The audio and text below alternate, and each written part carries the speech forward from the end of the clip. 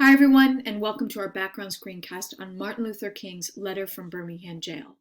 Now, you probably studied about Martin Luther King Jr. in previous classes. You definitely will go more in depth into King's legacy in your U.S. history class at SI this year. But I wanted to give you some brief background so that you'll have the context necessary to really understand his important document, Letter from Birmingham Jail. Now you see Martin Luther King dates on this slide, and for us his timeline date will be 1950. Now Martin Luther King was a pastor known by Reverend King, and he was very active and interested in Thoreau's philosophy of civil disobedience. In fact, he visited India and met with Gandhi, also impacted by Thoreau's philosophy. Both were interested in nonviolent protests to try to make society better, or to go against, as Thoreau said, the wrongs that man cannot stand by. He was a prominent civil rights activist, especially during the 1960s. Now, what was going on in Alabama in the early 60s? The Birmingham Campaign, especially between April 3rd and May 10th in 1963. Individuals engaged in boycotts, sit-ins, and marches to protest segregation in hiring practices and access to public services. Now, this was predicated on non-violent marches, and you see a picture of one such protest on this slide here. However, protesters were met with violence, and violence did erupt in exchanges between different police groups and also some of the demonstrators. You're going to get a quick background of what was going on in Birmingham in this video, which will give you a little bit of insight into how things got very heated at the start of that summer in 1963, and also where Martin Luther King Jr. steps in.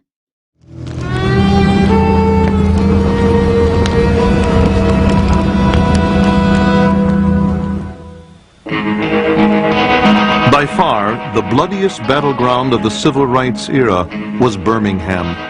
In the early 1960s, the town was a racial powder keg waiting to explode. Birmingham was then the most segregated city in America, and it had the longest history of aggressive racial violence. Birmingham was called Bombingham by people in the civil rights movement because of this long chain of unsolved bombings of black homes. Much of the violence was perpetrated by the Ku Klux Klan. As evidenced in the beating of the Freedom Riders, the city's law enforcement was known for its working relationship with the Klan.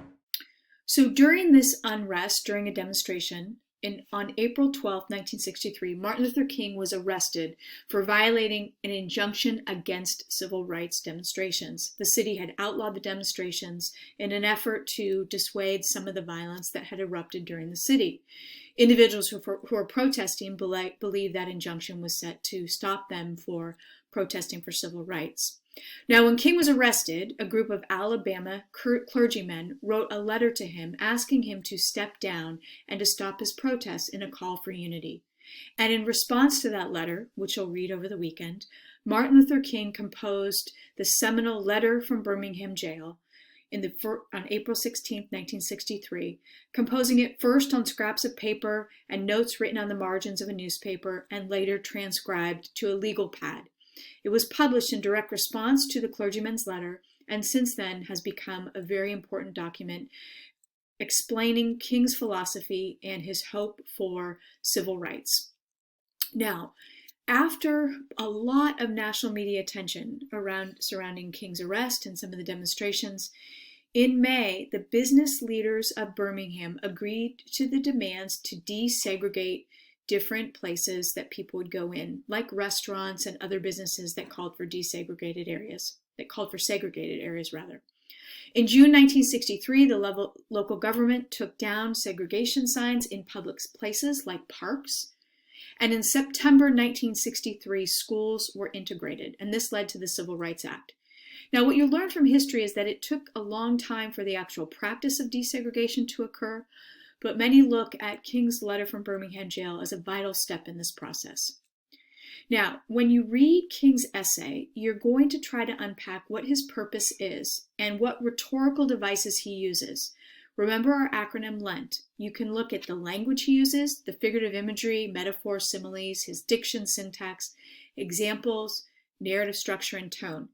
Be prepared to identify how he tries to convince his audience into his opinion. You also can look at Martin Luther King's appeals. He will appeal to ethos, which basically asks the audience to trust the author because the author is such a credible authority on the topic. Oftentimes, authors will also appeal to pathos or pathos, and that appeals to the emotions of a reader to try to get the reader to sympathize with the author. And lastly, a writer can appeal to logos, or logic, reasons, and facts. So as you read King's essay, look at what rhetorical devices he uses and how he uses these appeals in order to convince you that his opinion is correct. Have fun with the essay.